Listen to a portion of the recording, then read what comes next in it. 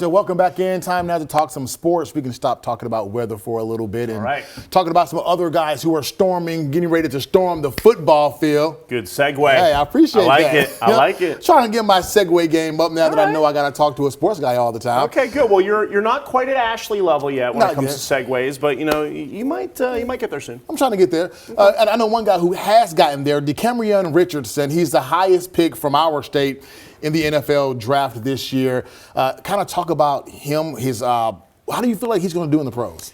Well, it's kind of a conflicting deal because I don't know if anyone knows this. I know you do. I'm a Raiders fan, and he was selected by the Las Vegas Raiders. So what you do after the draft is you talk yourself into who your team picks and why they'll be great, especially in the top four rounds. And the guy you've seen a lot. Yes, of course. That's where it makes it kind of interesting. But you just saw some clips there. Freak athlete, ran a 4.3, and also, just a great tackler too in the open field.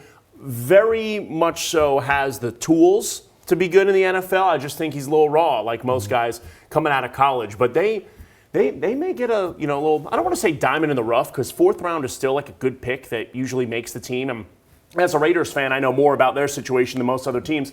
He will definitely have a good chance of, winning the starting job at that last corner spot. Yeah, a late round pick from Mississippi, once made a game-winning play in the Super Bowl. Let's not forget about that, helping Tom Brady win a championship. Malcolm Butler, yeah. Sure. So, you just never know. You have a guy who's athletic, who can go out there and play, has an opportunity to make a name for himself. So hopefully he can. But another guy we're looking at, Cedric Johnson, how do you feel like his career is going to pan out? Well, Marcus, it was so interesting on draft night, and this is him from his pro day, but the guy is 6'3", 270. He's got like an awesome build to be a DE. He's a big guy. Just huge, man, just huge. So I thought he was going to be the highest player drafted from State or Ole Miss. I really did. And he ended up getting picked in the 6th round. I saw him mocked in the 3rd. I don't know why he fell so much. He had 5.5 sacks this year. He's another guy that's raw. But, at the NFL, when you see a guy that's that big, that strong, and has tools, I don't know how he fell that much. Maybe, the tape was